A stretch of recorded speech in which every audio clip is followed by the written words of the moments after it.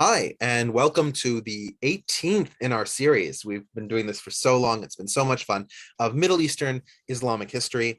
And we're going to talk about Ottoman growing pains today. Um, and so the rules for those of you who are unacquainted, this is not an academic presentation. I'm a layperson. I'm giving this from my perspective, but that perspective is not informed by a degree in history, Islamic religion, society, or anything else that would be relevant to that. This is a secular presentation, meaning that I'm not going to address these themes from a religious perspective, but I'm going to try and do it from an objective historical perspective. Of course, these are difficult topics. Thankfully, we're not going to be discussing anything too harsh, but please be respectful of other people. But despite that request for civility, I do want questions, comments, and clarifications from you guys. I hope that you guys can participate and take an active part in this learning process. The class will be a 101 and a 201, which, as I always say, if you don't know anything, I'll catch you up. And if you know something, I hope I'll teach you something you didn't know. And finally, like all the other 17 episodes in the series, you can find this episode will be recorded and you can watch it later on Omnicarta, which is Zach's website. All right. Now, usually I would give a quiz, but since we've been away for 2 weeks, I felt like that would be a little mean. So I'm going to sort of go over some of the stuff that we talked about last time we were together, which is that we had this large Seljuk state in the heart of Anatolia, right? And the Seljuk Sultanate was the first time you have an independent Muslim government operating in the heart of Anatolia, right? And it's certainly the first time we've had a Turkic government this far west, right? Muslim or no. And the Seljuk Sultanate starts in the city of Konya, identified on this map as Ikonio, right? And that was their capital city. That became the heart of the Seljuk Sultanate. And the Seljuk Sultanate really grew at the expense of the Byzantine Empire, which collapsed, right, because of the Fourth Crusade, and at the expense of the confederations further east, the Great Seljuk Empire losing power because of tribal infighting and divisions, right? And the Seljuk Sultanate has a number of key aspects. One of them is represented by that caravanserai in the upper right-hand side. The Seljuk sultans were part of the Silk Road. And so these caravanserai were places where merchants would stay and while they were moving from east to west or west back to east as part of the silk trade. And you had a large number of Persian bureaucrats moving into the Seljuk Sultanate. We also talked about how during this time we have a large-scale conversion of Christians to Islam. And these conversions occur for a variety of reasons. But one of the most important is the presence of the Mevlana, which was a Sufi order. There are a number of Sufi orders that operate in Anatolia. And the Mevlana was founded by Jalaluddin Rumi, and it was specifically powerful in the western part of Anatolia. We also, in the eastern part, we have a strong adoration of Ali that has taken root. And that is sort of pulled on by a number of other Sufis, like Haji Bektash Valley, where you have the Bektashi Sufi order coming from. And you also have the creation of Alevism, which in my view is a post-Islamic religion. Alevis, some say that it is a form of Islam, some say that it isn't. I think that it's something that moves beyond Islam. And this movement really catches on with the eastern part of Anatolia. And one of the things that we're going to see repeatedly is that the east of Anatolia and the west of Anatolia have a very different view of spirituality and organization. While the Seljuk Sultanate was in power, you have this development of Konya as a holy city, right? And so you have Alauddin Kaikobad Mosque that you see here, where you have these rectilinear mosques, which are not typically what we think of when we think of architecture in Turkey, right? We think of the sort of the rounder domes, but that's the Ottomans, and these are the Seljuks who preceded them, right? And one of the things that we notice about the Seljuks is that they're not terribly concerned with some of what we would consider strong religious piety, right? They believe, but they don't believe in a very granular Sharia style way, which is why you have, for example, these tiles from the palace of the Seljuks that are showing human forms, right? Which is, of course, against the Sharia, but these are not empires that are governed so much by that. We then talked about how the the Ottoman state formed, right? Ertugrul and Osman were based in the city of Soghud, which you can see on this map. It's sort of in the dark red circle. And in Soghud, this was right on the border with the Byzantine Empire, which gave first Ertugrul and later Osman I the ability to expand into the Byzantine space without directly fighting the other Turkic beyliks or principalities that existed throughout Anatolia. And Osman was able to expand because he integrated his own tribe, his neighboring tribes that were willing to serve as mercenaries, and he brought on Akritai, who were Byzantine soldiers who had defected to his side. And he eventually took the city of Bursa and made it his capital, right, which was the first time that the Ottomans had a capital. And you can see how many of these different beyliks there were. And this is a very simplified map of what it looked like during the reign of Orhan. Orhan being Osman's son, right? Orhan expands the size of the Ottoman state, taking that territory in the European side, that fortress at Chimpe on the Gallipoli Peninsula, and that allows him to expand into southern Europe, which has lost a lot of population due to the Black Plague, and colonize it as a Turkic area, similarly to the way that Anatolia had been colonized by Turks in the previous several centuries. And we then talked about Murad I, who was dealing with expanding in the north, in Europe, to create more of what are called Timars, these landed territories held by the Turkish feudal lords. And the more Timars that were created, the more power the Sultan could call to the military, because all these Timariot, all these holders of Timars, were required to fight as knights, as in the army of the Sultan. And I'm using the word knight colloquially to refer to Sipahi and Akinja. So the main goal of Murad's advances was always to bring more European territories into the larger Byzantine state. And he spent as little time as possible dealing with the beyliks on the Anatolian side. He would occasionally go to war with them, such as he did with the Karamanids in 1386, but it was because the Karamanids had provoked him, not because he was trying to expand in their direction. So last time when we left off with Murad I's death, right? He fights against Prince Lazar in the Battle of Kosovo in 1389. Either before the battle or during the battle, he's assassinated, and it is his son Bayezid I Yıldırım, Yıldırım meaning lightning bolt, who wins this engagement by skillfully commanding the Sipahi, these Turkish knights, and the new Janissary Corps, which took an infantry position on the main hill and peppered arrows into the Serbians. Murad I was buried pretty much where he died, which you can see there as a Meshhedi Hudavendigar, meaning the one blessed by God in Persian. Right, Khodavendigar in Persian. Hudavendigar is the Turkish rendering of that. So it's and that was a name for Murad I. You can leave it out. I'm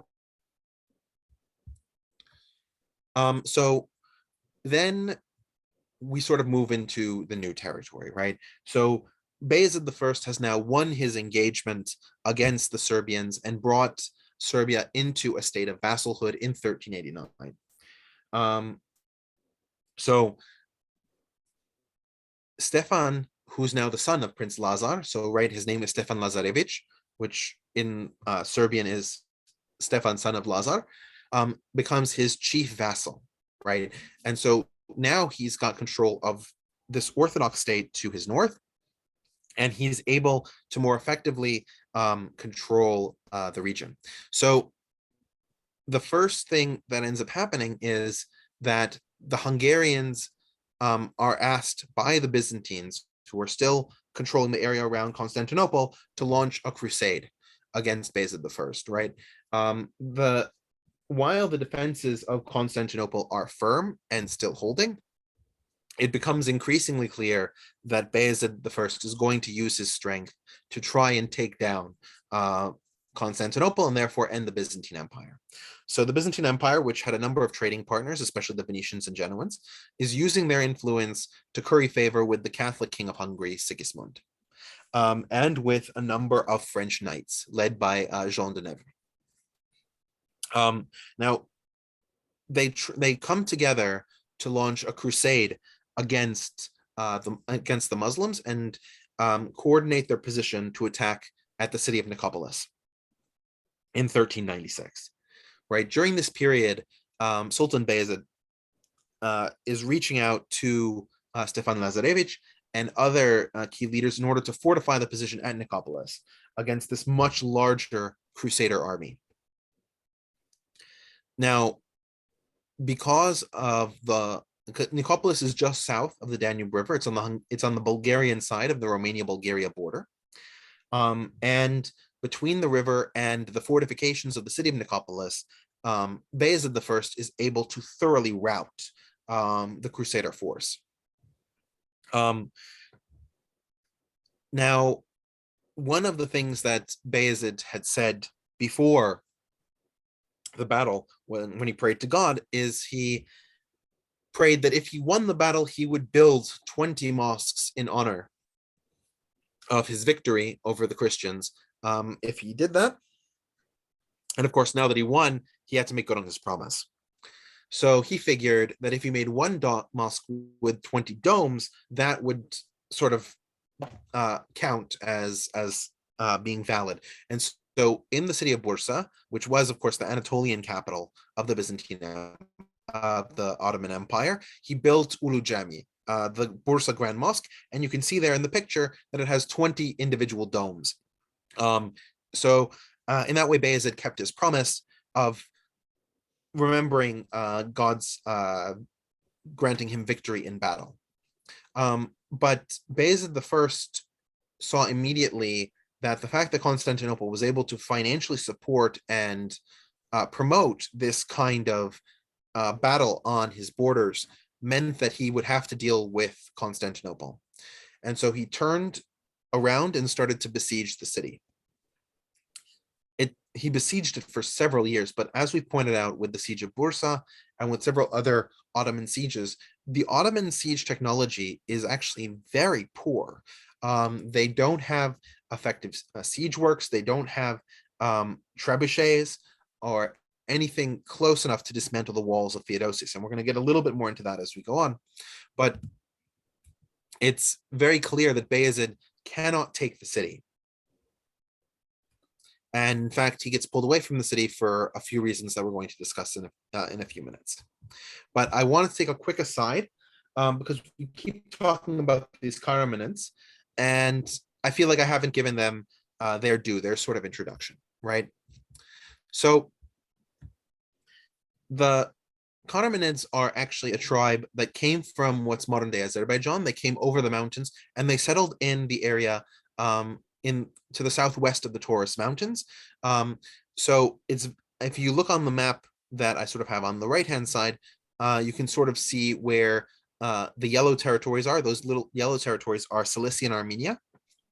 And they conquered the territories of the western part of Cilicia and Armenia to create their emirate of Karaman. Now, the Karamanids started as a beylik in the service of the Seljuk Sultan, but by the mid-1200s, the Seljuk Sultans were increasingly getting weaker, and the Karamanids saw the opportunity to take an advantage of the situation. So if we remember from several lectures ago, Baybars of the Mamluks invaded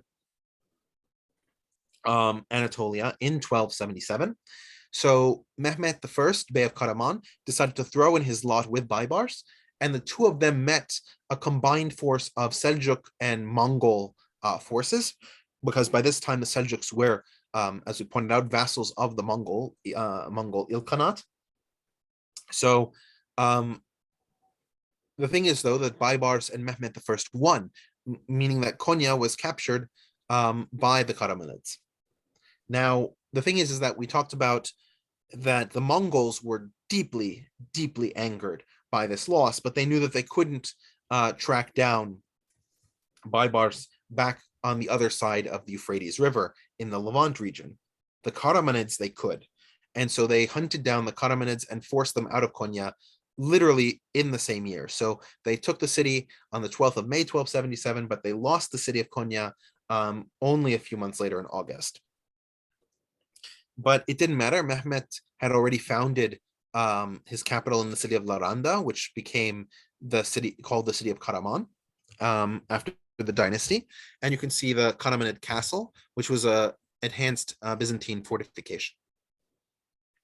The Karamanids eventually managed to take Konya and hold on to it. And when they did, they became seen as the legitimate inheritors of the Seljuk state. They demanded vassalhood from almost all of the Seljuks' former vassals. They were also extremely pro-Turkish. Mehmed I is very famous for the edict. You can see sort of in the picture, he's holding up an edict. And in his edict or firman, he demands that all people speak Turkish in all places, right? This was very different from the Byzantine Empire, which as we talked about, was a very cosmopolitan, diverse place where even from the days of Osman I, you had Byzantines who were active as part of the military, right? So in modern Turkey today, there's also a similar fight between those who see the legitimate successors of the Seljuks to be the Ottomans, and therefore favor a more ecumenical approach to politics within Turkey, and those who see the Karamanids as the successors to the Seljuks, and therefore see a more Turkic nationalistic perspective. The other thing to hold into account, right, is that the Karamanids controlled the city of Konya, which was that holiest city in Turkey and still is today. So they were in the heart of what was Turkish Anatolia, whereas the Ottomans were at the very edge of Turkish territory, and they kept expanding in Europe, which was decidedly not Turkish at that time when they were expanding into it. So you have these sort of different views about what the proper way is to expand in a Turkic context.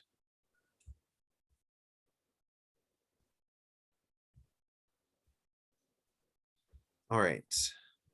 So one of the things that Bayezid did while he was launching the siege against the Byzantine Empire is that he got the loyalty of numerous different Turkic states.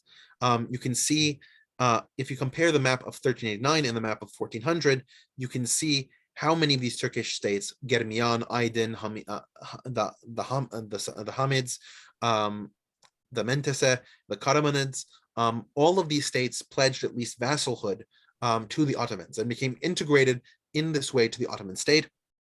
You can also see that the Ottomans expanded northward. Sultan Bayezid fought a number of wars against the Bulgarians, reincorporating Bulgaria into his empire. He fought a number of wars also against the Serbians, pushing them all the way up to the Danube River. And to the extent that the Serbians were still in his territory, they were his vassals, right? Stefan Lazarevich was still an honored vassal of Sultan Bayezid. And he was able to consolidate this massive position, not only through conquest, but through alliances with tribal leaders, right? So he got their acceptance to a unified Ottoman-led state. Any questions, curiosities so far?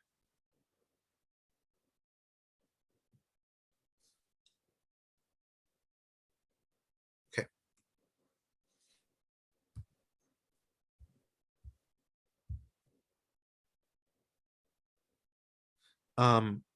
You can all hear me, right?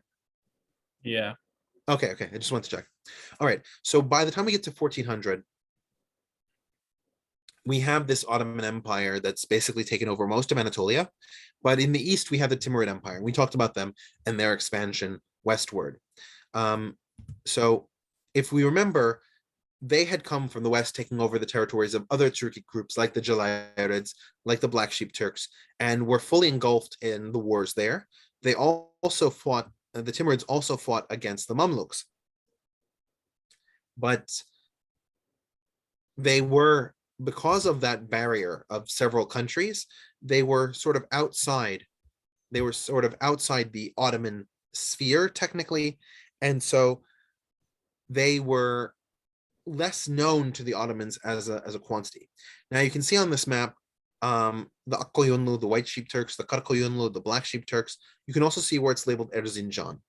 Erzincan was ruled by a group of Turks called the Aretnids, and you can see here that it was ruled by a bey named Mutaherzen, and Mutaherzen had been a had been an Ottoman vassal, part of this tribal confederation that Bayezid I had put together during the last decade, right? But Timur had exacted a tribute from them, and they now consider themselves vassals to Timur because of Timur's significantly greater strength. When Bayezid demanded that that the tribute be paid, paid to him, Timur took it as a slight and invaded the territory of the Ottoman Empire, right? So at this point, while Bayezid is demanding this tribute, he's not even foreseeing that there's going to be a major conflict with the Timurids. He's at Constantinople, at the walls of Theodosius, trying to have this siege and take down the state. Sorry, the Byzantine state. But because Timur moves against him, Bayezid knows that he has to move quickly against Timur, and he does so at the Battle of Ankara. Now, Timur had already arrived at the location and was in many ways significantly more was significantly better prepared for it than Bayezid was. He managed to cut off a number of rivers so that the troops that had marched with Sultan Bayezid were unable to drink and be properly fed prior to the engagement. And he also made sure that they couldn't return to their camps by repeatedly destroying them. By the end of it, especially the more heavily armored troops in Sultan Bayezid's coalition were too tired out to give much fight, which is when Timur was able to strike the hardest. Now, the best fighting soldiers in the retinue were not the Sipahis that had primarily come from the different Turkic states, the different beyliks, but were the Serbians led by Stefan Lazarevich. Accordingly, Stefan is well remembered in Ottoman circles for what he did here. However, Bayezid I was taken along with his son Mustafa to Samarkand, where they stayed in captivity. Bayezid I died within a year, but Mustafa stayed in the court in Samarkand for at least a decade, around 2 decades. So the Timurids pushed further and went all the way to the west coast, as we mentioned, to Smyrna, where the Knights Hospitalier were defeated and their castle taken. Now, this resulted in a massive civil war between Sultan Bayezid's sons, as no successor had been appointed. One of the things that we see typically in European regimes is that there's problems getting to the point where there is a son who can take over. The Ottoman Empire never had this problem. because of the harems, because of the multiple wives, because of the numerous children, it ended up that the problem was almost always the opposite, that you'd have numerous different claimants to the throne, and they would all kill each other to get it. And it's no more clear than here. So you can see in 1402, you have the empire split sort of between two different coalitions. There are the ones who try to rule Rumelia, right, the European portion of the empire, and those who try to rule the Anatolian portion of the empire. Now, Suleiman Çelebi was the one who was in charge of Rumelia, and he had a significant advantage in that he had pretty much all the Timariot under his control. And you can see that by 1409, he nearly controlled most of the empire. He'd managed to get across the Bosporus and even attack Mehmed Çelebi's holdings in Anatolia proper. But Mehmed Çelebi actually supported his brother Musa in fighting Suleiman in Rumelia, which is why in 1409 you can see on the Bulgarian coast Musa edging out Suleiman. And Musa was able to win a key victory against Suleiman in the early days of 1411, which ended up with Suleiman's death and Musa inheriting all of the territories in Europe. So the conflict really ended up boiling down between Mehmed I and Musa, and the Byzantines had thrown their weight behind Musa. The Byzantines had thrown their weight earlier behind Suleiman. So Musa ended up trying to besiege Constantinople to make the Byzantines pay for having supported Suleiman, his rival in Rumelia. In order to preserve their independence, the Byzantines actually turned to Mehmed I and allowed him safe passage into Constantinople, so that way he could attack Musa. And he was able to do this and reunite the Byzantine Empire in 1413, right? So you have this sort of position where the Byzantines are effectively the kingmakers of an empire they can't control, and an empire that surrounds them in every side. But just because Mehmed I was able to prevail against all of his brothers didn't mean that his state was accepted as legitimate. So you have a number of different rebellions and discontents that stir up in the military. And a number of them come from these sort of Sufi backgrounds. So I wanted to focus on one of them, which is Sheikh Badr ad-Din. And Sheikh Badr ad-Din came from a very respected family. And it was a respected family of Islamic jurists. And he was one too. He studied in numerous different places, but eventually he ended up after studying for a while in Cairo, he ended up in Ardabil, which is in northwestern Iran. And we've talked about Ardabil before. This is the headquarters of the Safaviya, this order of Sheikh Safi ad-Din that would eventually give rise to the Safavid Empire in Iran. But at this point, they were Shiite Sufis who had a lot of heterodox practices, and Sheikh Badr ad-Din really connected to the way that they understood religion, how they understood society, and how they understood economics, which is to say that Sheikh Badr ad-Din, as the child of a Christian mother and a Muslim father, he considered that all religions were really teaching the oneness of God, and to discriminate between them was effectively to promote sectarianism where it shouldn't be, that the religions should live together. He also had unorthodox views on the idea of what's called monism, right? He believed that there was no difference between creation and creator, that those two entities were actually the same entity, that were only being fooled by the difficulties of living a life. But in truth, we are all part of the divine. Understandably, this was not a typically accepted Islamic position. He also believed that private property and economic wealth were immoral constraints on individuals, and people should be able to live with what they have, and if they don't have enough, that it should be provided for them, right? Which is basically understood as communism, which is why, for example, you can see this is on the upper right hand side is a poster from a lecture in Turkish, İsyan Devrim Konun, uh, a true communist rebellion, 600 years of rebel Badr because it was then the 600th anniversary, 2016 from 2016. Sorry, 2016 from 1416. And Sheikh Badr ad-Din had served in the Ottoman Interregnum in Musa's army as what was called the Qadi Askar, meaning that he literally a military judge. So he had a lot of experience as a Qadi, as a judge in the Ottoman Empire. His rebellion was put down rather quickly by Mehmed I, and Sheikh Badr ad-Din was executed for starting the rebellion.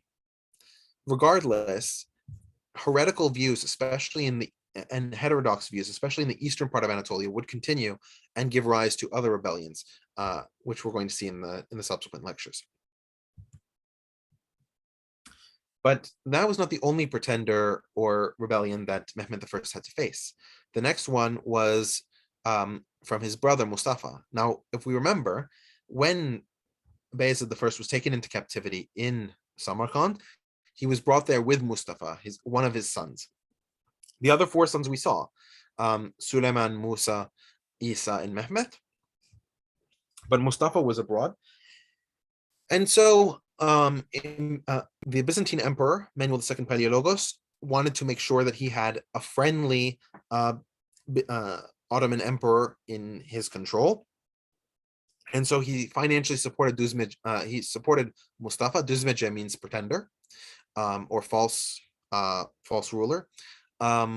He supported Mustafa in taking over the Ottoman Empire, and it wasn't just the Byzantines who supported him. He was also supported by the Wallachians, and he was supported by Junayd, who was from the Beylik of Aydın, which is actually which is the Beylik that controlled Smyrna. So all of these groups supported Mustafa, and Mustafa didn't just rebel once under the reign of Mehmed I. He also revolted again in 1421, 5 years later, under the reign of Murad II, seeing Murad as a young boy whose successorship should be fought against. Right, Mustafa would have been his uncle. In both cases, he was defeated. Murad II had a harder time doing it, though, because most of his forces were in Europe at the time.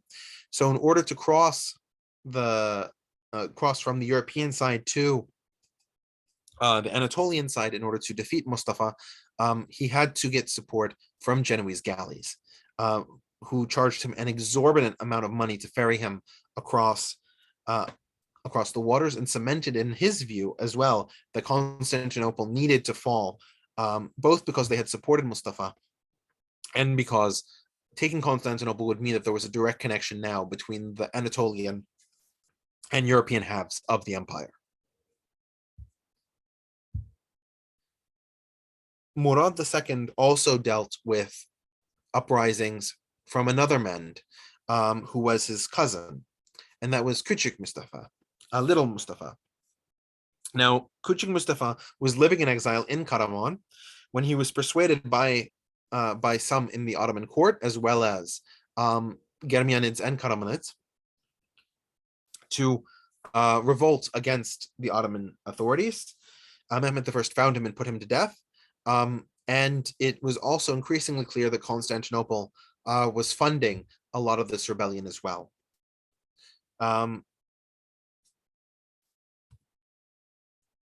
So the Ottoman Empire keeps expanding in the territories of Europe, and Murad II now is on the verge of taking the city of Salonika,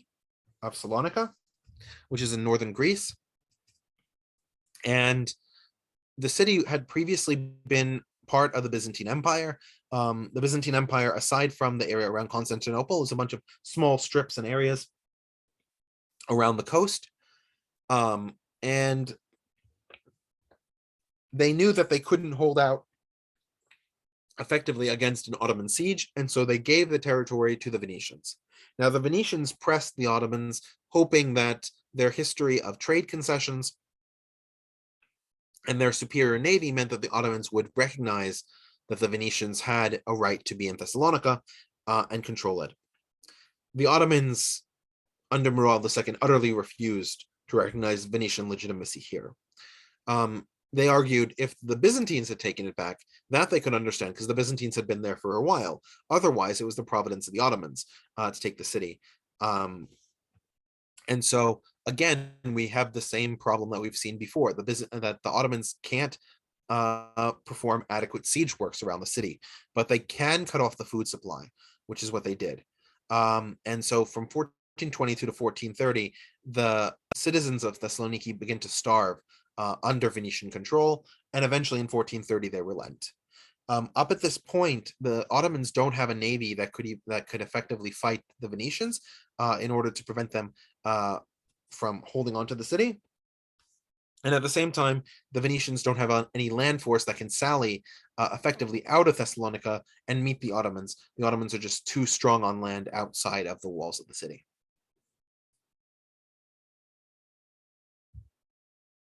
So we start getting into this period where Murad II is trying to expand into many of the territories in Europe, some of which had become independent, like Serbia had become independent in 1402 after the Battle of Ankara because of the Ottoman Interregnum becoming a despotate again. And the Ottoman under Murad II wanted to expand into these territories and take them back for the empire. So we end up having fights, for example, the fight at the fortress of Golubac, which is in Serbia. You can see on the map, it's very close actually to the Romanian border. It's on the southern side of the Danube River, the northern side being the Romanian side, the southern side being the Serbian side. And this fortress was shifted between Hungarian control and Ottoman control, whoever the Serbians thought would be better at preserving Serbian independence. It was under Hungarian control. The Ottomans while it was under Ottoman control, the Hungarians tried to besiege it in 1428, and that siege failed. But at the same time, the Serbs generally didn't want the Ottomans in their territory either. And so you had a number of serious conflicts between the Hungarians and Poles in the north fighting against the Ottomans by way of Serbia, right? And the Serbians were not terribly fond of either of these groups because the Hungarians and Poles were Catholic and the Ottomans were Muslim. The best defense that the Serbians were able to put forth was by a Hungarian general named János Hunyadi, or John Hunyadi, typically in English. And there were a number of battles, especially the one at Smederevo Fortress, which was, if you look at the map, it's right on the border between Hungary and Serbia.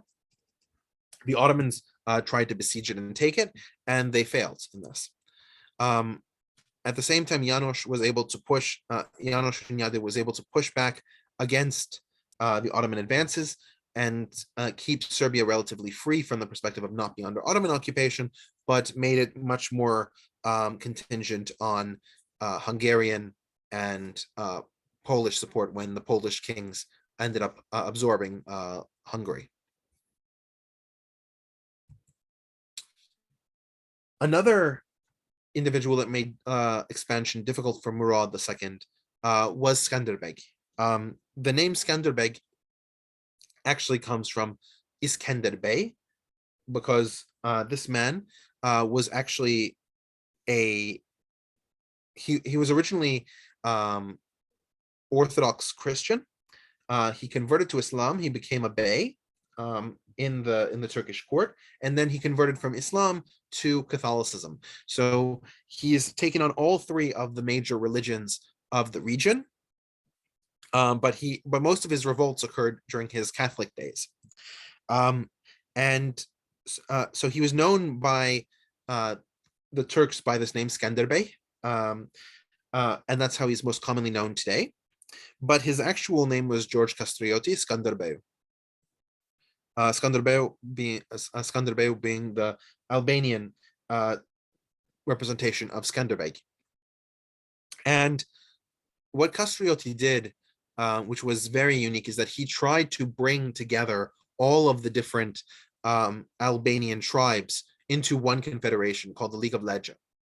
And the League of Legge was able to unite enough forces and, given the topography of Albania, which is incredibly mountainous, fight off Ottoman occupation repeatedly. So, for example, you have the siege of Kruja.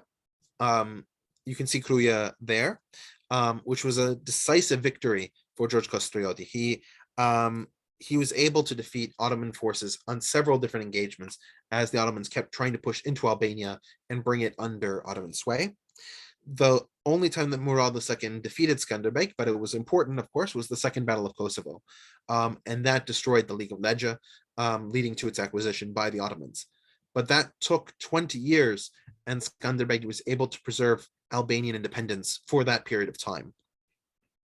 Because of his own religious diversity, in that he kept changing religions, and because the League of Legge was made up of some Muslim Albanian states, some Catholic Albanian states, and some Orthodox Albanian states, Skanderbeg today is still a very revered symbol in modern Albania, and is considered the forerunner of Albanian nationalism, because he united Albanians based on their Albanianness, not based on their religious identity or any other way that would divide, or by language, because Albanian has a lot of different dialects.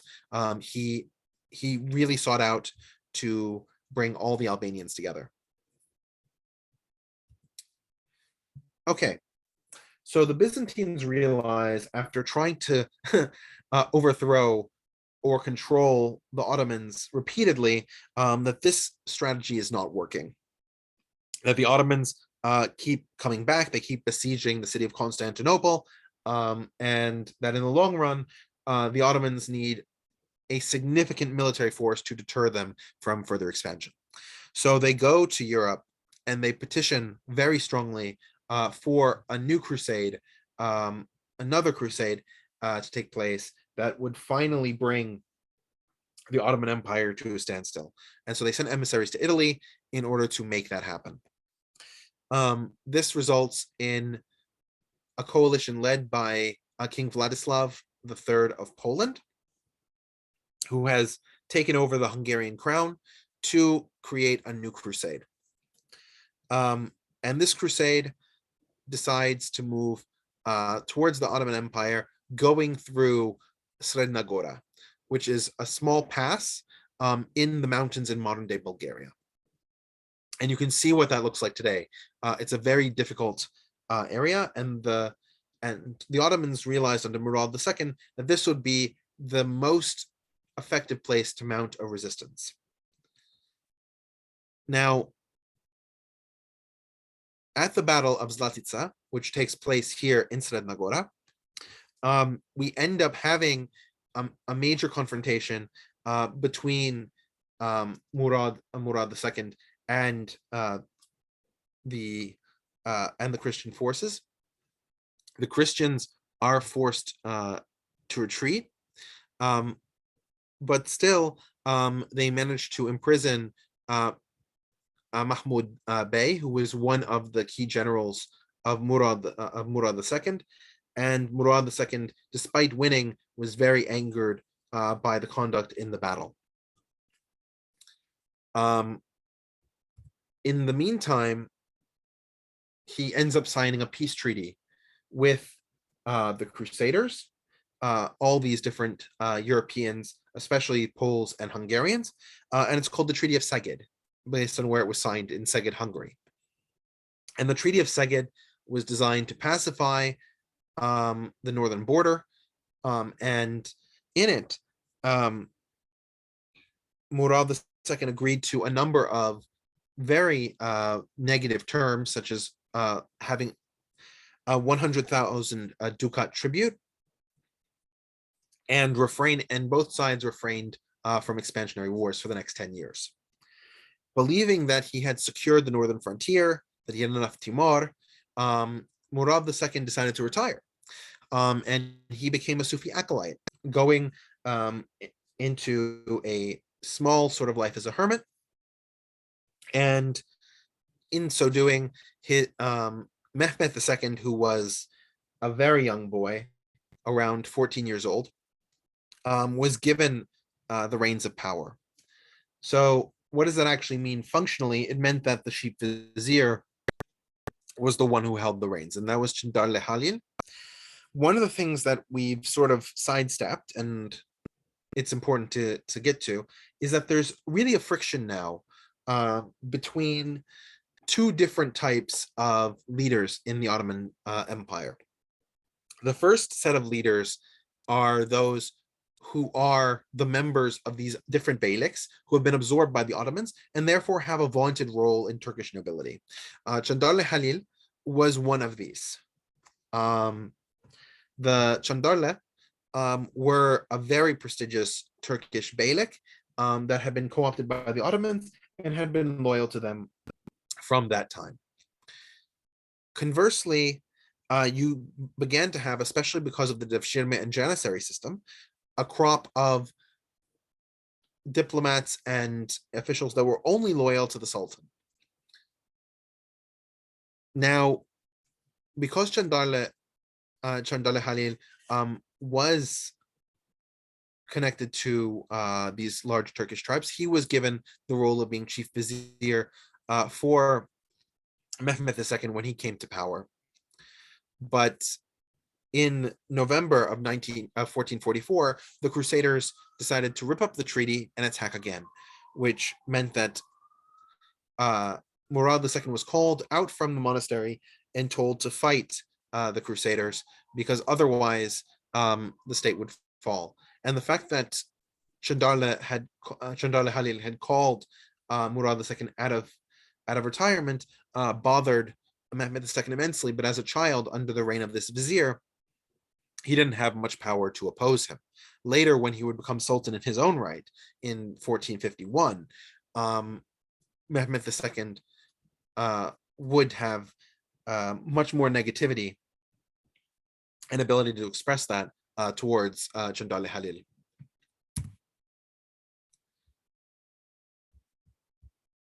So we finally get to the second crusade. As I said, it takes place literally with right after. Richard, I have a question. Mhm. So recently they had I think a Netflix show on conquest of Constantinople was Mehmed II, and they show Mehmed as a child given the reins, right? And then he couldn't live up, obviously, due to the fact that his father wanted to take over, because he couldn't really live up to his potential and whatnot. But how close it is to the truth? Was it exactly how it happened in history, or the movie just embellishes it, or the Netflix series? I think we're going to discuss a lot more about the conquest of Constantinople next week. But in terms of the accuracy, it's relatively accurate. I think the main thing that the Turks try to do whenever they show these conquest of Constantinople movies is that they vastly overplay the hand of the Greeks, the Byzantines at this point. The Byzantines were really on their last legs. They had 7,000 defenders on that wall against an army that Mehmed II had a raid of 150,000. Now, Mehmed's army was a feat of organizational engineering. And the fact that Mehmed II also brought down a cannon from Hungary, because we've been talking throughout this conversation tonight about how the Ottomans can't do siege. Like, they just don't understand how it works. They haven't invested in learning the technologies. When it comes to besieging a city, they're just bad at it. Mehmed II realized that this was a failure, and he got this cannon from the Hungarians, and it was so big and it caused so much heat inside that they could only fire it 3 times a day, or else the heat of the explosion would cause too many cracks in the metal of the cannon and make it explode itself. Right? So the Turks get right how logistically amazing Mehmed was in taking the city.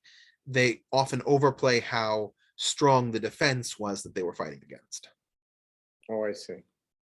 Yeah, I mean, especially the Venetian Antoniani, that completely just it was such a romantic, romancing of that mercenary from Venice. I couldn't really understand. I don't think he was that clear, and he was that powerful to begin with.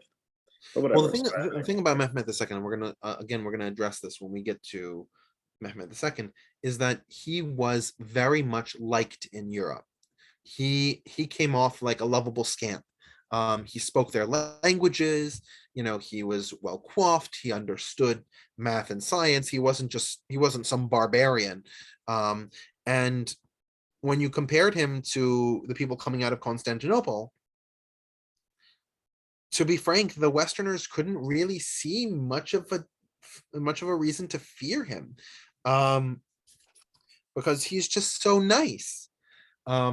It was when Mehmed II began, when Suleiman I began conquering areas in Europe, and Mehmed II conquered Otranto in Italy, that the European states started really waking up to how big the Ottomans were going to become. The other thing is that, the European after this enterprise here that we're going to talk about, the Battle of Varna, European states are not super excited to launch another crusade. We talked about in 1396 in the Battle of Nicopolis that the Europeans got trounced, and here they're getting trounced again. So there's not a lot of appetite for that.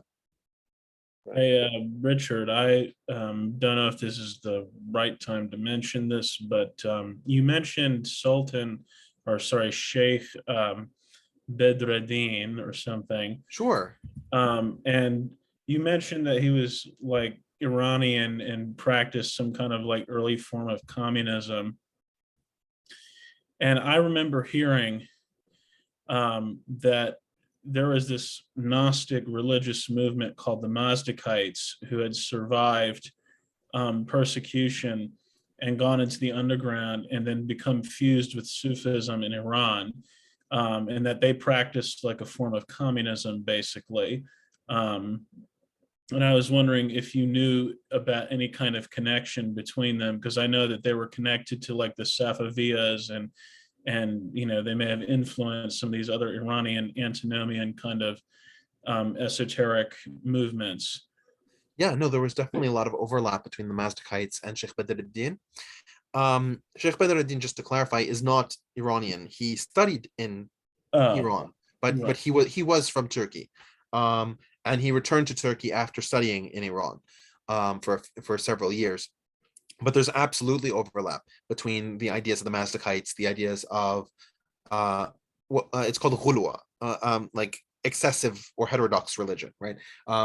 Between the Ghulu Safaviya, because when the Safavids take over Iran, they try to standardize. Ismail takes a lot of efforts to try and standardize their Shiite beliefs. But during this period, their beliefs are very strange, and as you point out, antinomian. So there's absolutely crossover. I don't think that Sheikh Bedreddin would consider himself a Mazdakite, and to the extent that I've seen his writings, he doesn't mention the Mazdakite religion. But there's absolutely idea crossover. I think his ideas against private property, are parallel, if not exact copies of what the Mazdakites held. Yeah. So thanks. Mm-hmm.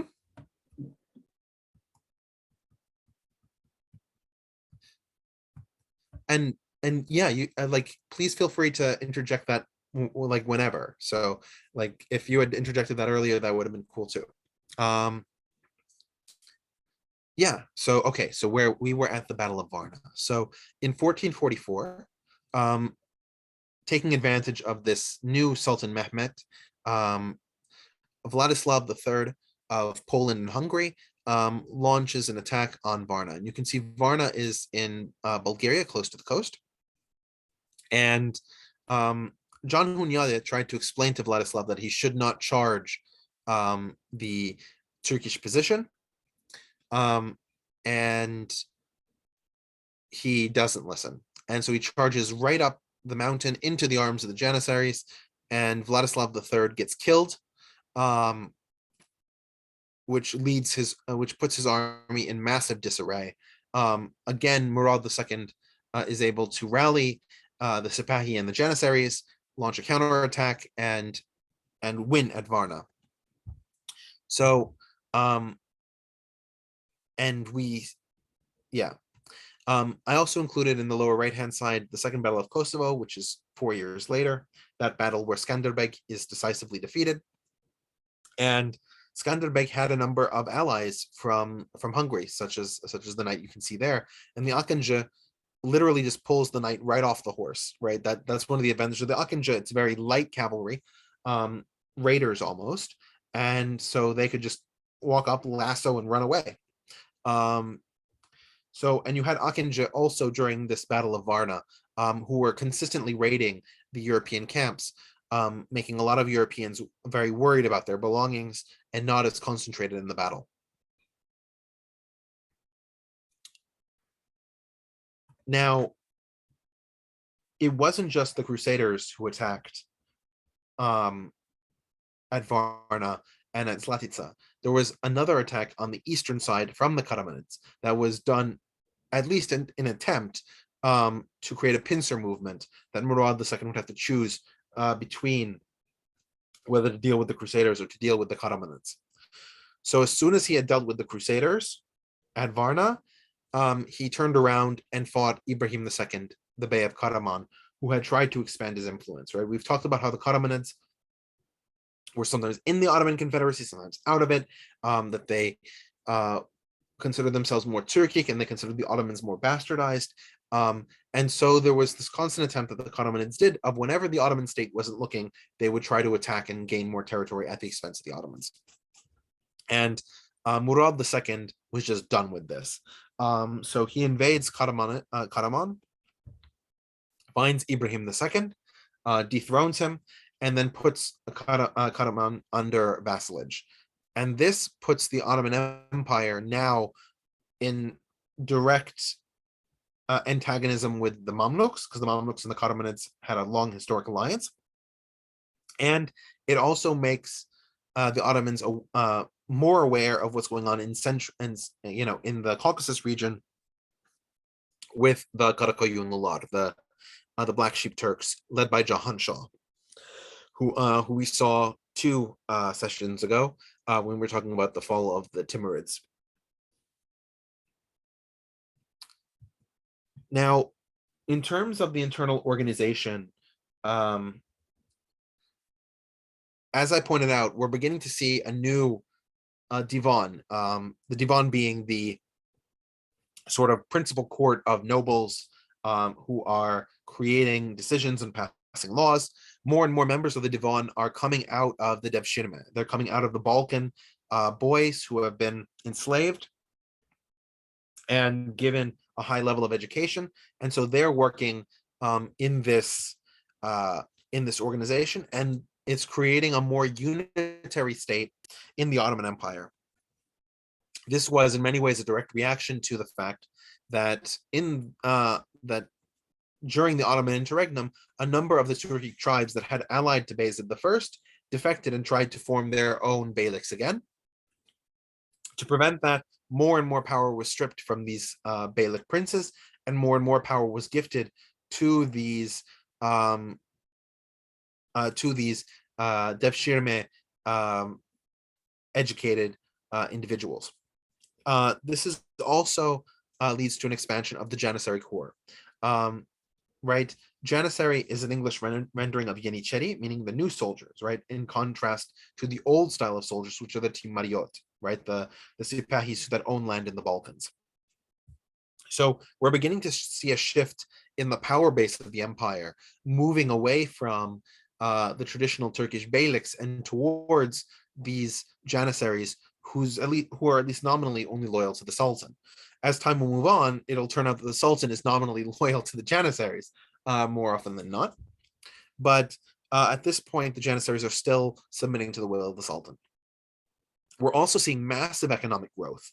Murad II maintains a certain degree of peaceful relations with the Genoese, especially, allowing him to trade across the Mediterranean. The Venetians come and go, right? We talked about from 1422 to 1430 that he went to war with the Venetians over Thessaloniki. But as soon as he took that city, he saw no reason to abrogate their trading permissions. And they continued trading. At this point, the Ottomans also have these sort of indirect links through the Karavansaray to Iran and to the Timurid empires there. And so the economy of the Ottoman state under Murad II was doing incredibly well. Despite that, he still had to pay for all of these wars, but in terms of balancing the budget, he was pretty much there.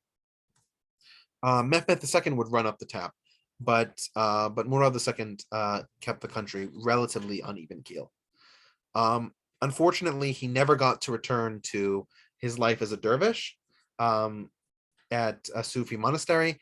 He ruled until 1451 when he died. All right. That was kind of quick, but that's all I've got for tonight.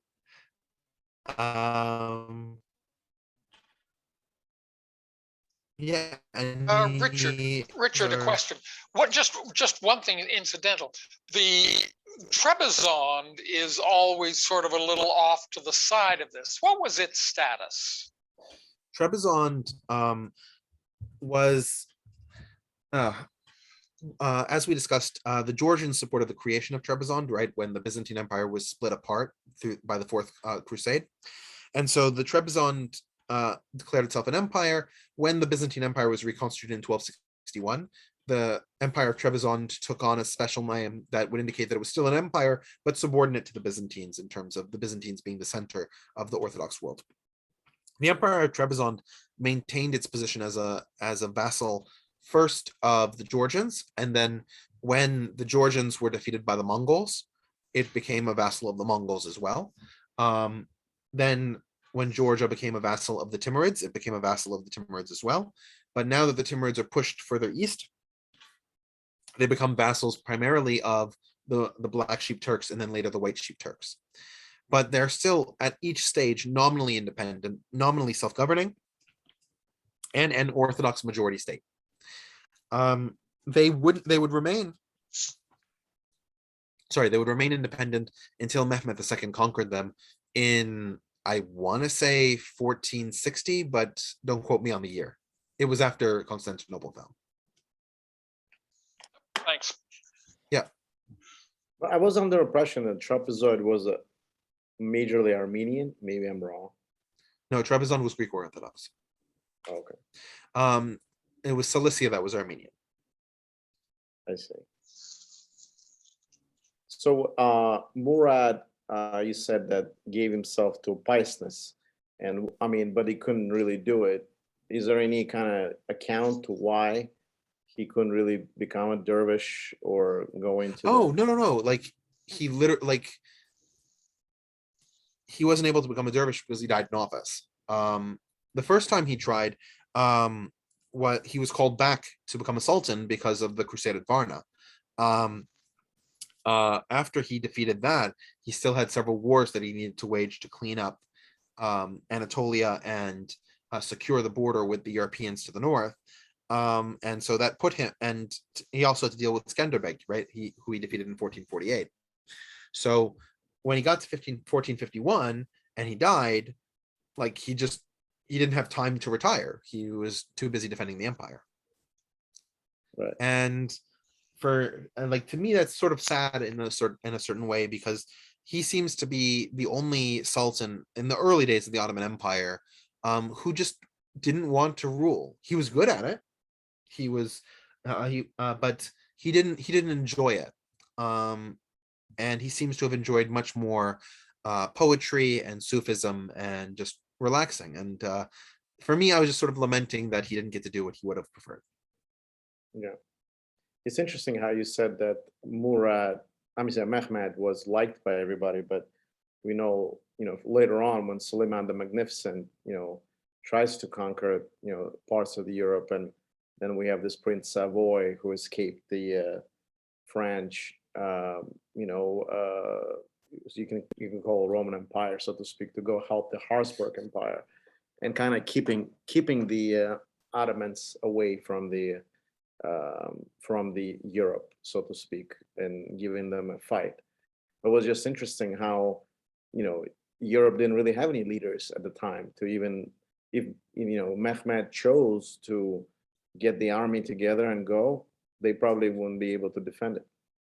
Yeah, no, that's definitely the case. I think, and we're going to discuss it when we talk about Mehmet next week, but his priority was securing the East, much more than it was anything in Europe, which was a very different set of issues than what we've seen with the previous sultans, whose primary goal was secure Europe, get more Timars. The Timars will get you Timariots. You'll have more kids to feed into the Devshirme system, and then you can create more janissaries and more diplomats from the Devshirme system.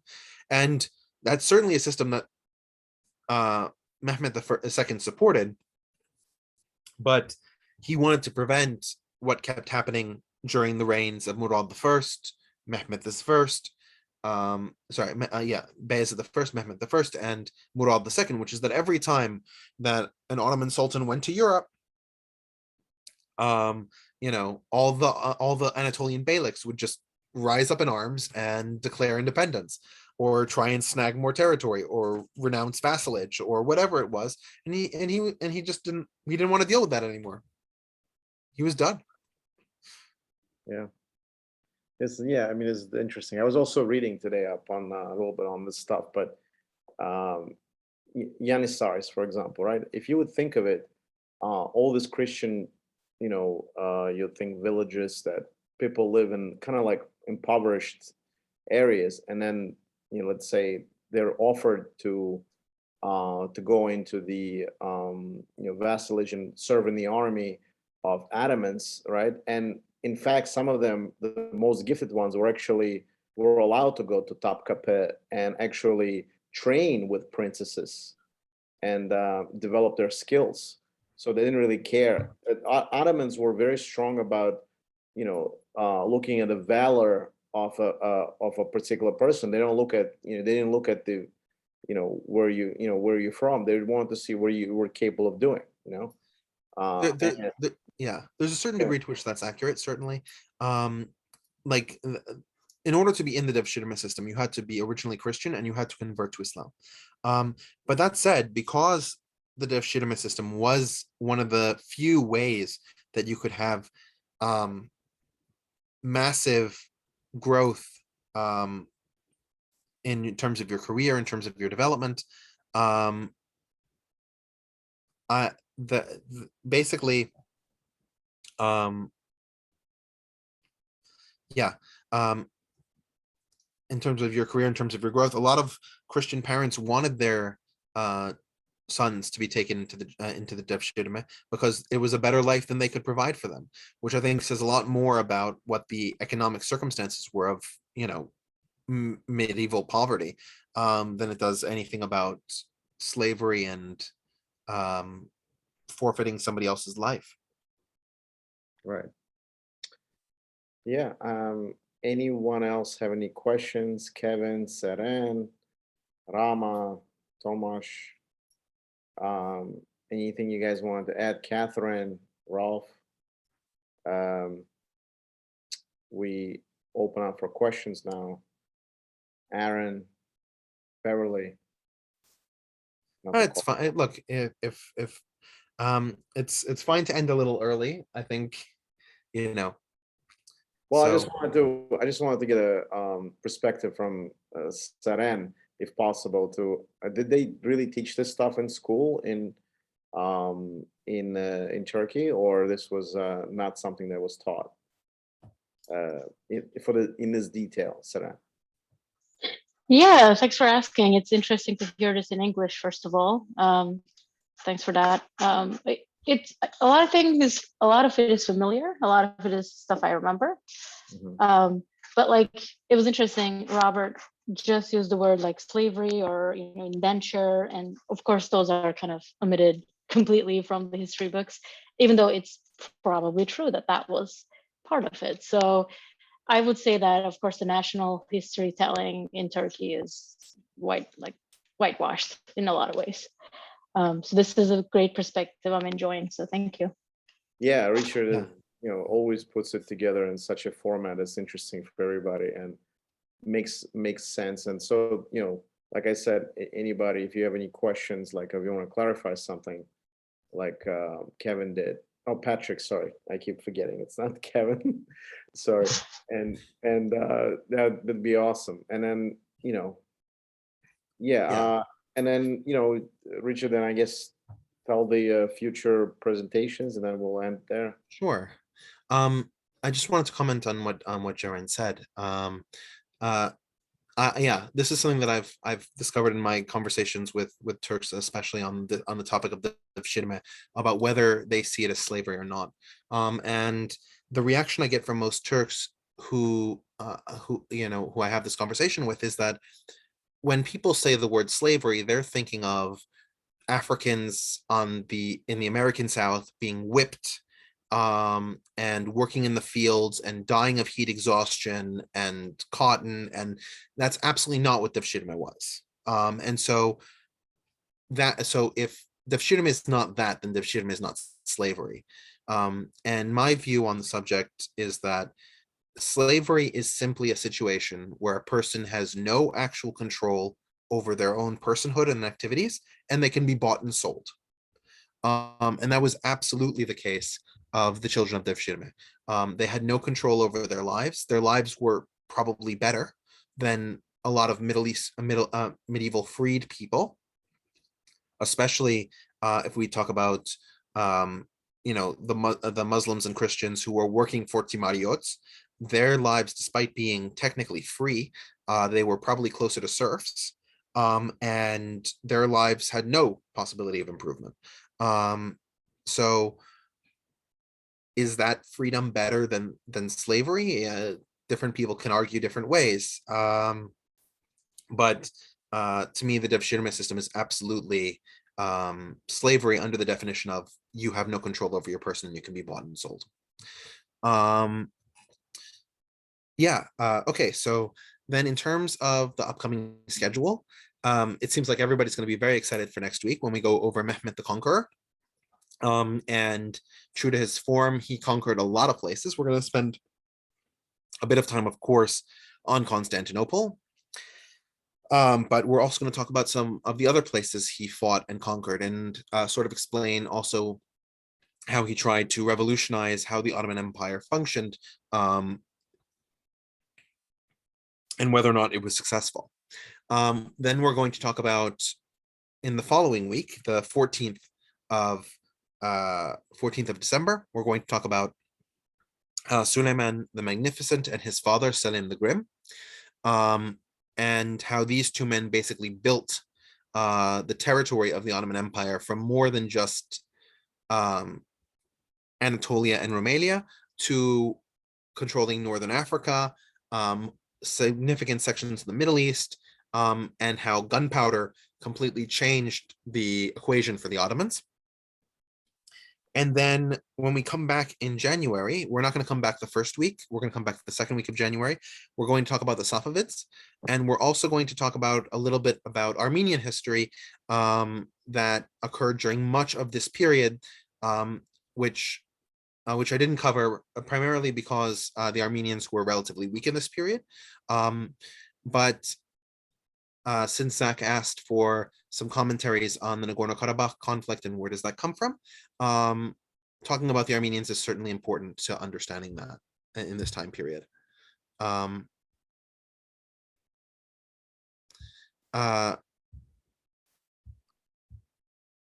Jaren is asking a little bit about me. I am a lawyer based in New York. As I've said in the intro, I'm not a skilled academician. This is not my area of expertise. I'm giving this lecture as an amateur who really cares about this history, but an amateur nonetheless. I'm trying to think what else. yeah, I don't know what else you'd like to know. I'm Jewish by religion. My family's from Iraq. So in a certain way, this is my history too, even though I'm not Turkish. And I'm trying to think. Yeah. You're very knowledgeable for amateur. That's exactly our sentiment.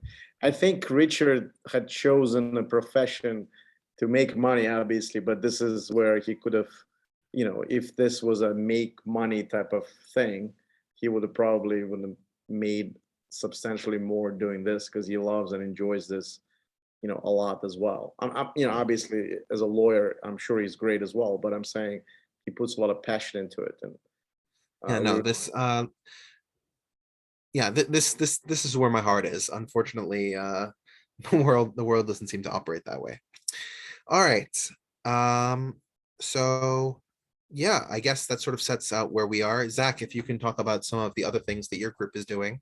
Yes. So just to reiterate, Richard is also involved in two more presentations. He's helping out people to kind of kick it off. Like, for example, on next Sunday, we're doing a Maccabean Revolt, which commemorates with the ending of the Hanukkah and Ptolemy, and he's going to do it with Ralph Z.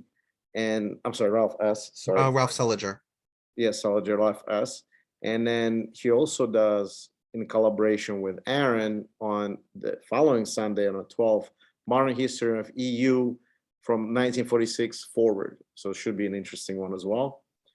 Also this week we have, if people are interested, rivalry of Soviet Union versus USA in sports. Particularly we'll cover, you know, gymnastics, basketball, hockey.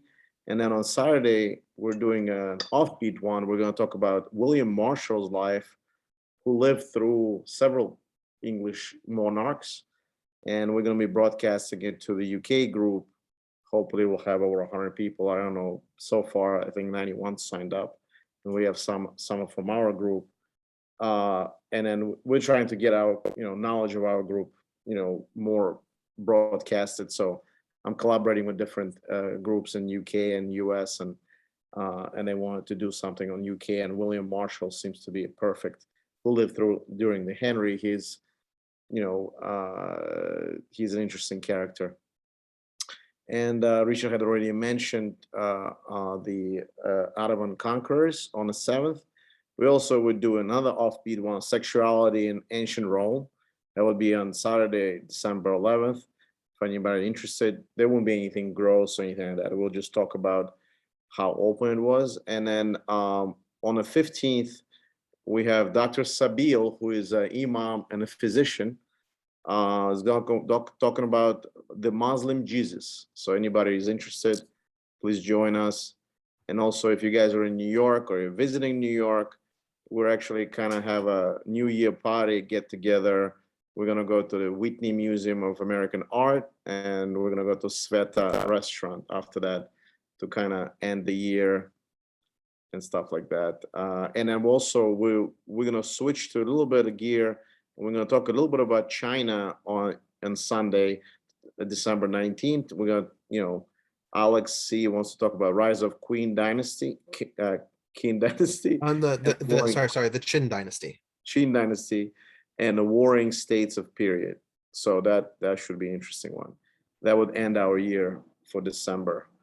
I actually have a funny story about Islamic Jesus. So I was in university in Rabat, at Al Akhawain, which is in Ifron in Morocco, and I was in a world literature class, and we were supposed to read sections of the New Testament as part of that class. And if there's one thing that you can't convince college students to do, it's read something. So these Muslims who had experience of Jesus in terms of their Islamic religious context figured that the Christian Jesus wouldn't be that different, so why bother? So the teacher comes in the next day and he says, okay, having read this, what do you think it means from the Christian perspective what Jesus did in the temple? And everybody's quiet. And he's like, okay, how about this? What does Jesus' sacrifice mean to Christianity at large? How do you understand that? And one of the guys raises his hand And the teacher says, yes. I was under the impression that Jesus was opposed to the temple establishment. Why would he be offering sacrifices? And yeah, I turned around to the only other American in the room and I said, spoiler alert, Jesus dies at the end of this book. And it's particularly funny because, you know, in the Quran, Jesus doesn't die. Jesus goes into occultation. So the entire story of the crucifixion, to the extent that it happens to Judas Iscariot, not to Jesus. And so you have a very different perspective of who Jesus is and what he represents if you take away key elements of the Christian story of Jesus. And I think that it would be very interesting for you, for those of you who are more familiar with the Christian version of Jesus, to sort of hear how Islam recontextualizes and reinterprets him, because it's a very different person than what you're probably familiar with. Yeah, and I think Dr. Sabil did a really good job in 3 presentations.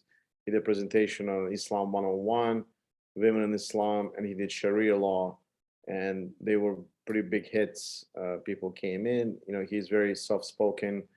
There's no question he hadn't answered or got offended about. There's nothing, you know, and we're asking him questions, and he loves. And I think at one point, maybe in February, I'm organizing with Narul to go to, you know, a mosque to just kind of visit, you know, non-Muslims, you know, would like, you know, to visit and stuff like that. And he was kind enough to organize something like that. We'll see. We're trying to work in New York.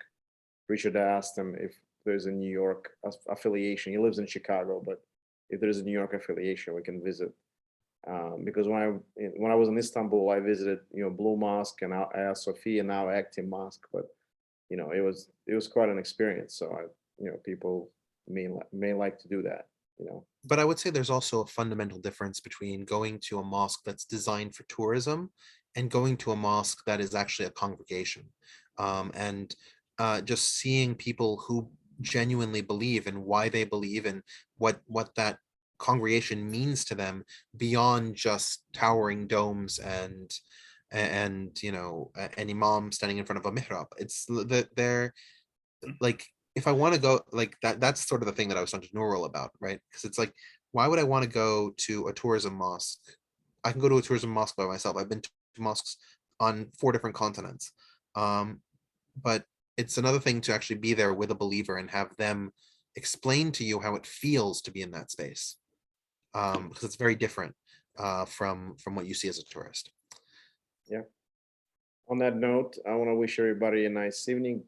Patrick, Seren, thanks for joining first time, Tomasz, and thanks everybody else for joining us. And I'll see you hopefully this week, next week, or you know, one of the Richard presentations. And do come back.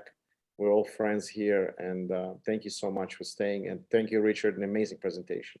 Great job, Thank you. Richard. Hey, Zach, do you have a minute after you're done recording? We could, I just want to go over something with you real quick. Sure. Thank you. Good night. Thank you. Good night. Good night. Right. Thanks, Richard. Great presentation. Great job, job. Richard. Thank you, Richard. You can say Richard too. I just want to talk about the EU one for a minute. You're still recording there. I'm gonna stop it. I assume you don't want to